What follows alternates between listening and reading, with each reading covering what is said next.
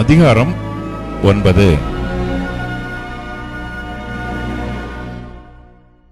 இஸ்ரவேலே, கேள். நீ இப்பொழுது யோர்தானை கடந்து உன்னிலும் ஜனம் பெருத்ததும் பலத்ததுமான ஜாதிகளை துரத்தி வானத்தை அளாவிய மதில் சூழ்ந்த பெரிய பட்டணங்களை பிடித்து ஏனாக்கின் புத்திரராகிய பெரியவர்களும் நெடியவர்களுமான ஜனங்களை துரத்திவிடப் போகிறாய்.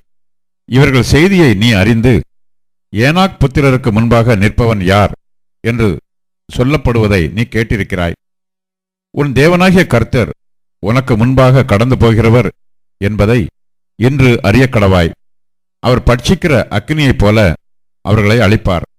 அவர்களை உனக்கு முன்பாக விழப்பண்ணுவார். இவ்விதமாய் கர்த்தர் உனக்கு சொன்னபடியே நீ அவர்களை சீக்கிரமாய் துரத்தி அவர்களை அழிப்பாய்.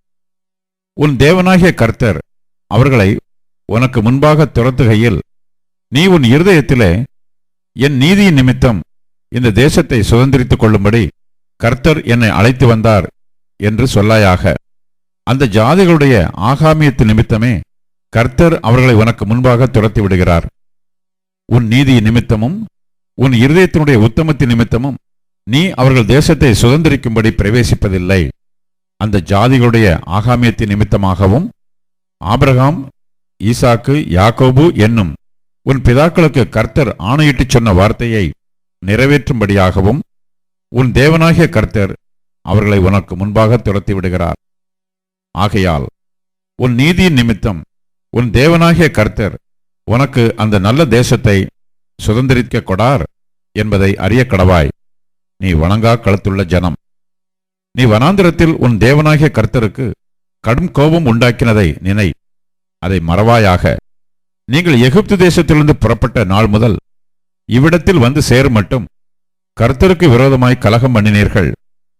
ஓரேபிலும் நீங்கள் கர்த்தருக்கு கடுங்கோபம் உண்டாக்கினதினால் கர்த்தர் உங்களை அழிக்கத்தக்கதான உக்கிரங்கொண்டார்.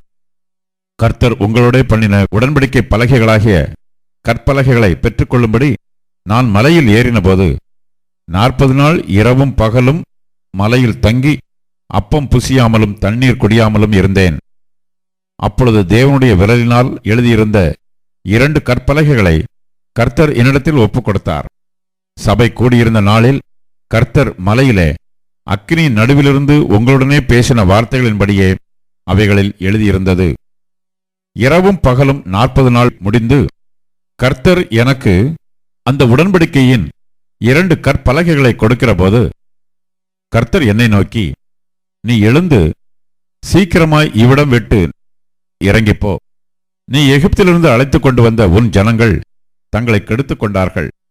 நான் அவர்களுக்கு விதித்த வழியை அவர்கள் சீக்கிரமாக விட்டு விலகி வார்ப்பிக்கப்பட்ட விக்கிரகத்தை தங்களுக்காக உண்டாக்கினார்கள் என்றார்.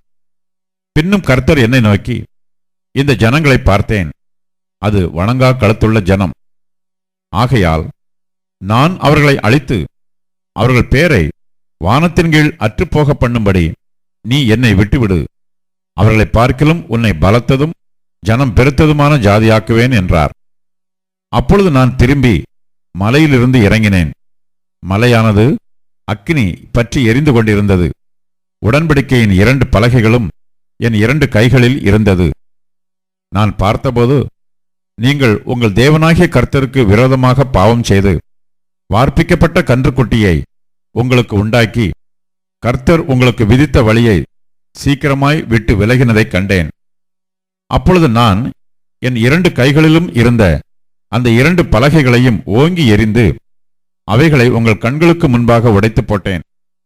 கர்த்தரை கோபப்படுத்துவதற்கு நீங்கள் அவருடைய சமூகத்தில் பொல்லாப்பு செய்து நடப்பித்த உங்களுடைய சகல பாவங்கள் நிமித்தமும் நான் கர்த்தருக்கு முன்பாக முன்போல இரவும் பகலும் 40 நாள் விழுந்து கிடந்தேன். நான் அப்பம் புசிக்கவும் இல்லை, தண்ணீர் குடிக்கவும் இல்லை. கர்த்தர் உங்களை அழிக்கும்படி உங்கள் மேல் கொண்டிருந்த கோபத்திற்கும் உக்கிரத்திற்கும் பயந்திருந்தேன். கர்த்தர் அந்த முறையும் என் மன்றாட்டை கேட்டார். ஆரோன் மேலும் கர்த்தர் மிகவும் கோபம் கொண்டு அவனை அழிக்க வேண்டும் என்றிருந்தார். அப்பொழுது ஆரோனுக்காகவும் விண்ணப்பம் பண்ணினேன்.